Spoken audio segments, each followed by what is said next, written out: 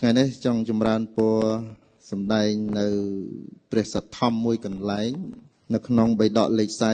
47ព្រះសម្មាសម្ពុទ្ធជាម្ចាស់ព្រះអង្គសម្ដែងអំពីនគរបរិខា ទាំង7គឺហេតុឬក៏លក្ខណៈ7យ៉ាងដែលធ្វើឲ្យទឹកដីរីកចម្រើនក្នុងនេះព្រះសម្មាសម្ពុទ្ធជាម្ចាស់ព្រះអង្គសម្ដែងប្រៀបសង្គ្រាមសមរភូមិ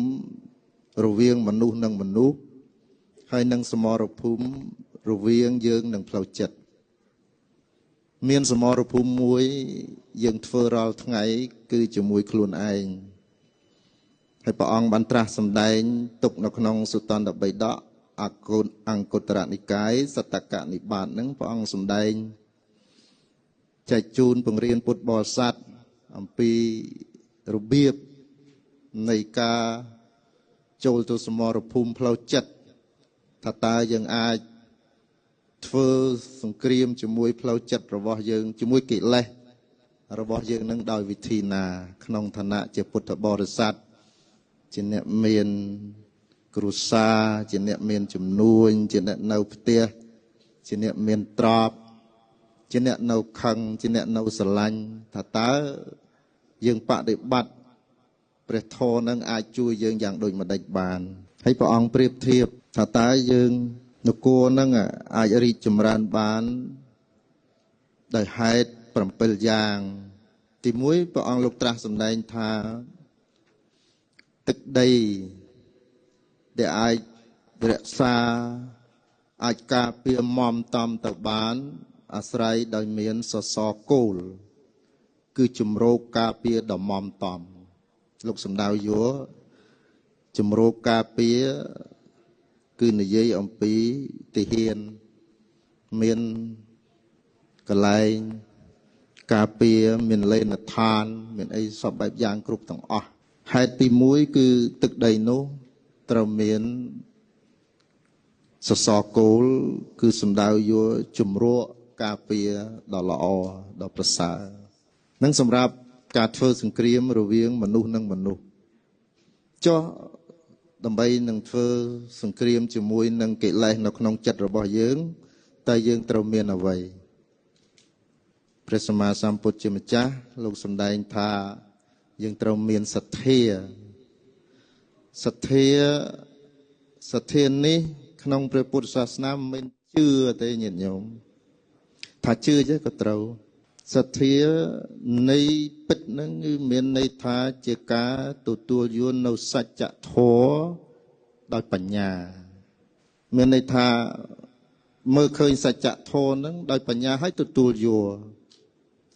ដូចជាព្រះអង្គលោកត្រាស់សម្ដែងថាទោសៈនាំមកនៅការក្តៅក្រហាយអ្នកដែលមិនមានបញ្ញាមិនជឿឡើយថាទោសៈនាំមកនៅក្តីក្តៅក្រហាយ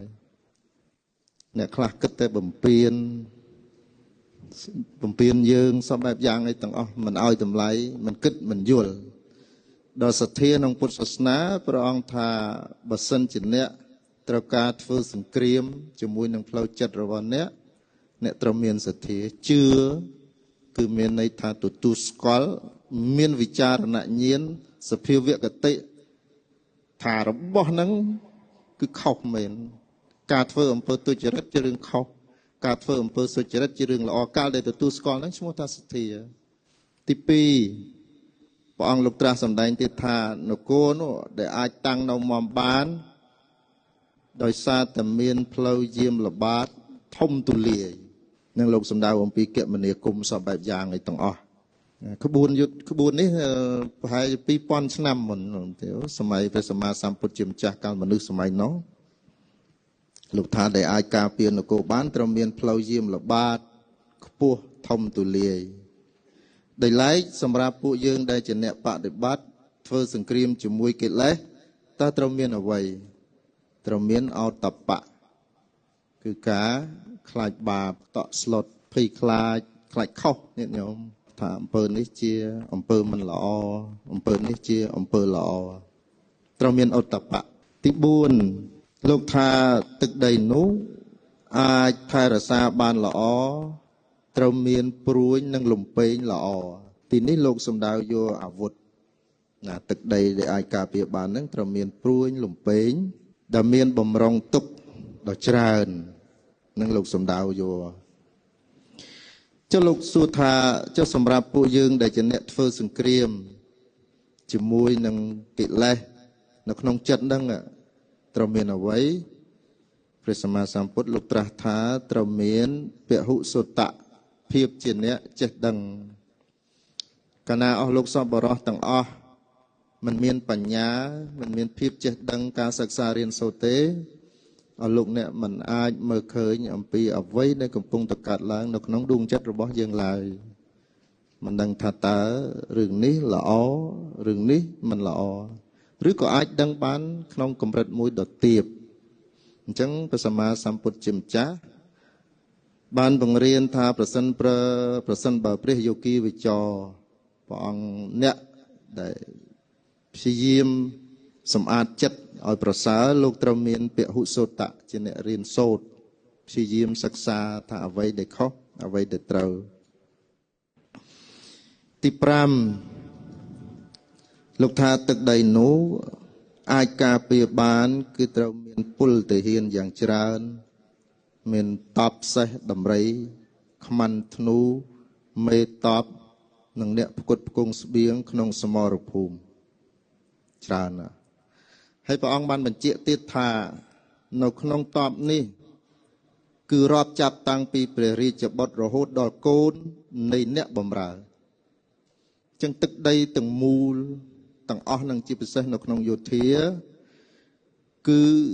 ប្រជាពលរដ្ឋនៃនគរនោះត្រូវទៅចូលរួមទាំងអស់គ្នាទាំងខ្មាន់ធ្នូទាំងមេតបនិងអ្នកផ្គត់ផ្គង់ស្បៀងក្នុងសមរភូមិតបសេះតបតម្រៃទាំងអស់ហើយព្រះអង្គបានបញ្ជាក់ទៀតថាទីហ៊ានក្នុងទីនេះតថាគតសម្ដៅរាប់ចាប់តាំងពីព្រះរាជបុត្ររហូតដល់កូនទាស័កគឺអ្នកបម្រើដែលក្នុងន័យនេះប៉ុន្មានសប្តាហ៍កន្លងទៅនេះឃើញលោកជំទាវចុះយ៉ាងច្រើនដែលមានវីដេអូមួយនោះឃើញផ្សាយទៅឃើញមានភាពរំជួលចិត្តនៃប្រជាជាតិរបស់យើងនៅពេលដែលយោធាម្នាក់បានបង្ហូរទឹកភ្នែកនៅពេលដែលមានវត្តមានរបស់លោកជំទាវទុបដីអញ្ជើញទៅដល់ការលើកទឹកចិត្តការឲ្យតម្លៃសំបែបយ៉ាងការខ្វល់ខ្វាយយកចិត្តទុកដាក់ចំពោះយោធាដែលពលីនេះគឺជាឱសថទឹកដ៏ក្រៃលែងដ៏ធំមហាសាលដែលអាចព្យាបាលដួងចិត្តរបស់ទាហានដែលបានព្យាយាមពលីដើម្បីទឹកដីនិងនគរនេះគឺព្រះសម្មាសម្ពុទ្ធសម្ដែងបញ្ជាក់ថាគ្រប់ប្រជានុរាស្ត្រទាំងអស់រាប់ចាប់តាំងពីព្រះរាជបុត្ររហូតដល់កូនទាស័កត្រូវតែចូលរួមទាំងអស់គ្នាបើសិនជាអ្នកណាម្នាក់ប្រឡែងទឹកដីដោយមិនខ្វល់ទឹកដីយើងមិនអាចមមទេលោកជំទាវម្នាក់ឯងក៏មិនអាចហត់ណាស់ទាំងអស់គ្នាសម្ដេចធិបតីធ្វើកិច្ចការយ៉ាងខ្លាំងដើម្បីរក្សានៅស្ថានភាពនឹងឲ្យប្រសើរឡើងវិញចឹងញាតិញោមពុទ្ធបរិស័ទទាំងអស់ចូលរួមមួយរយៈកន្លងនេះគឺជាការរួមសាមគ្គីមួយដ៏អស្ចារ្យដែលទឹកដីកម្ពុជារបស់យើងមិនធ្លាប់មានការសាមគ្គីគ្នាជាធ្លុងមួយយ៉ាងដូចនេះរហូតដល់មានអ្នកខ្លះនិយាយថាបើចង់បំផ្លាញកម្ពុជាត្រូវតែបំផ្លាញនៅមនសិការជាតិរបស់ពួកនឹងសិនទឹកដីទាំងអស់ជារបស់យើងទាំងអស់គ្នារដ្ឋាភិបាលលោកព្យាយាមធ្វើកិច្ចការអញ្ចឹងពួកយើងទាំងអស់គ្នាទាំងប្រសង់ទាំងប្រស័កគ្រប់សតវណ្ណៈទាំងអស់រាប់ចាប់តាំងពីព្រះរាជបុត្ររហូតដល់កូនទាស័កគឺអ្នកបម្រើនេះចូលរួមទាំងអស់គ្នាទឹកដីហ្នឹងឲ្យគង់វង្សហើយសូមជូនពរលោកជំទាវដែលបានលះបង់ច្រើនមែនទែនក្នុងការជួយផ្សារដួងចិត្តនៃកងទ័ពដែលពលីទាំងអស់មានរូបភាពយ៉ាងច្រើនដែលឆ្លុះបញ្ចាំងអំពីការលះបង់របស់ជំទាវទី1ចំពោះជាតិជាពិសេសកងទ័ពញាតិញោមជីវិតថ្លៃណាស់មិនថាជីវិតព្រះរាជបុត្រ ឬជីវិតរបស់ទាស័កទេគឺជីវិតថ្លៃដូចគ្នាការបាត់បង់ជីវិតណាមួយគឺជាការសោកស្ដាយដ៏មហាសាលជាការបាត់បង់នៅឪពុកនៅបងប្រុសនៅប្អូនប្រុសជាទីស្រឡាញ់អញ្ចឹងអ្វីដែលអាចអោបកសោបបានគឺថ្នាក់ដឹកនាំលោកចូលទៅគៀកលោកចូលទៅចិត្តទៅព្យាបាលដួងចិត្តនឹងដែលវាខ្លោចផ្សាក្រៃលែងនឹងឲ្យវាធូរស្រាលបាត់បង់ឪពុកមួយ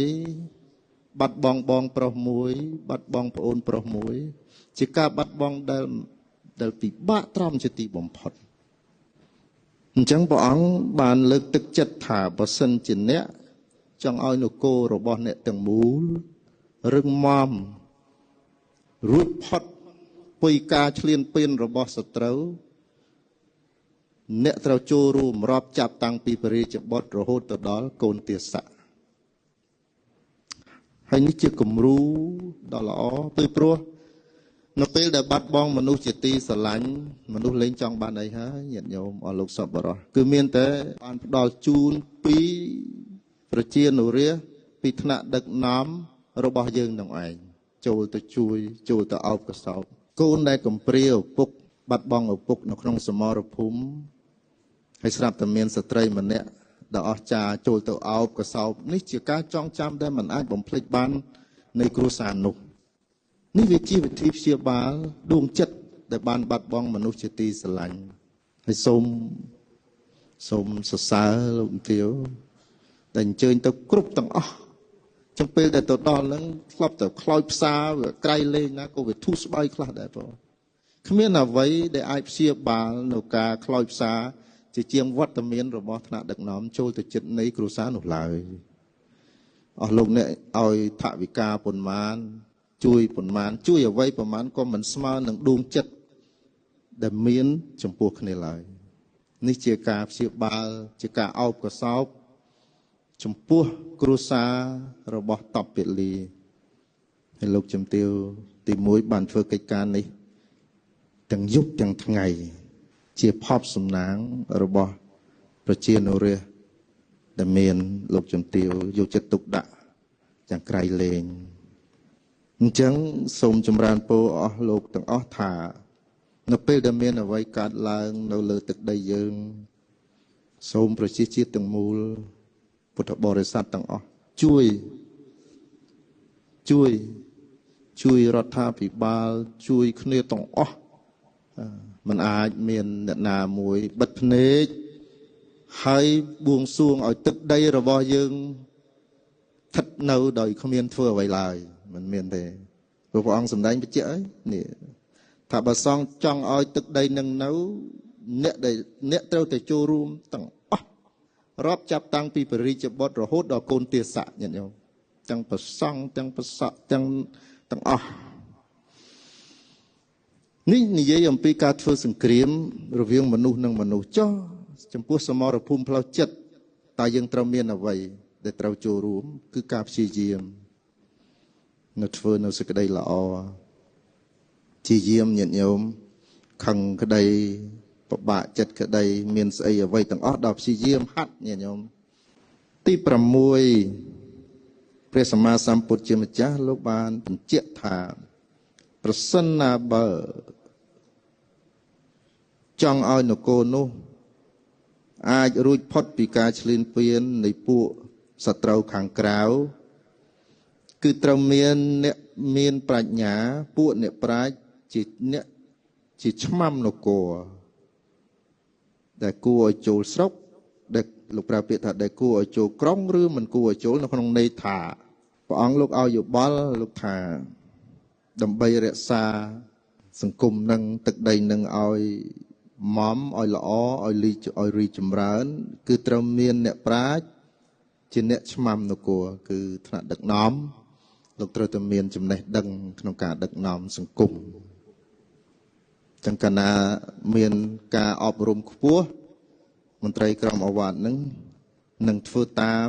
អ្វីដែលជាគោលនយោបាយរបស់ជាតិចឹងព្រះអង្គលោកសម្ដែងថាមានអ្នកប្រាជ្ញជាឆ្មាំនគរចុះនៅក្នុង